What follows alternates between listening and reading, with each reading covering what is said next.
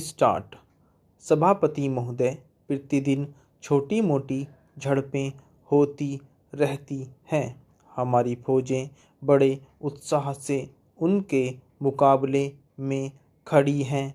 उनके हौसले बहुत ऊंचे हैं, लेकिन हमारी सरकार का भी यह कर्तव्य है कि उनके हौसले को कभी गिरने न दें।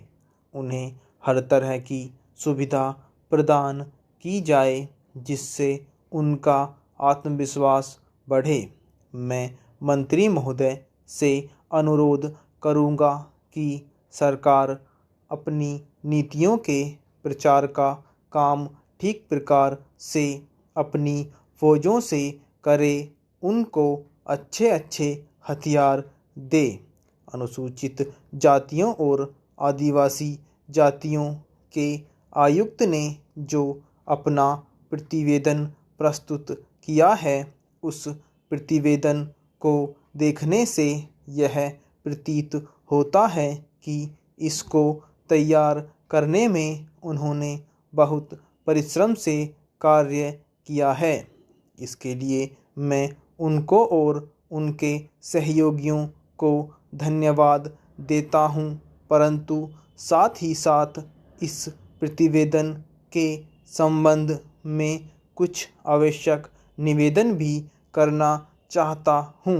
पहली बात तो यह है कि इस प्रतिवेदन को देखने से ऐसा प्रतीत होता है कि इन कार्यों के लिए जिस धन का उपयोग होता है वह 3 साधनों से उपलब्ध होता है: केंद्र सरकार द्वारा, राज्य सरकारों द्वारा और कुछ गैर सरकारी संस्थाओं द्वारा। प्रतिवेदन के अनुसार जितना धन इन कार्यों पर व्यय करने के लिए दिया जाता है, उतना धन पूरी तरह से व्यय नहीं हो पाता।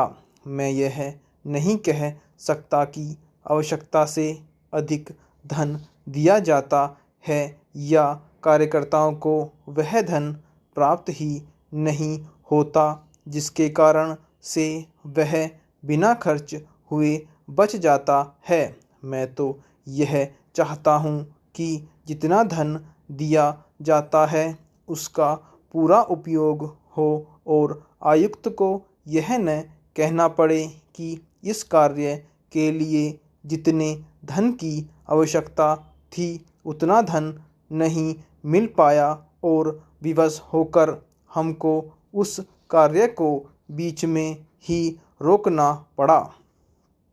जहाँ तक राज्य सरकारों का संबंध है, बहुत सी राज्य सरकारें अभी तक इस कार्य में असावधानी से काम ले रही हैं और इस कार्य को उपेक्षा की दृष्टि से देखती हैं। आयुक्त ने इस बात की शिकायत की है कि बहुत सी राज्य सरकारों ने अनेक पत्र भेजने के बाद भी अभी तक अपनी रिपोर्ट नहीं भेजी है।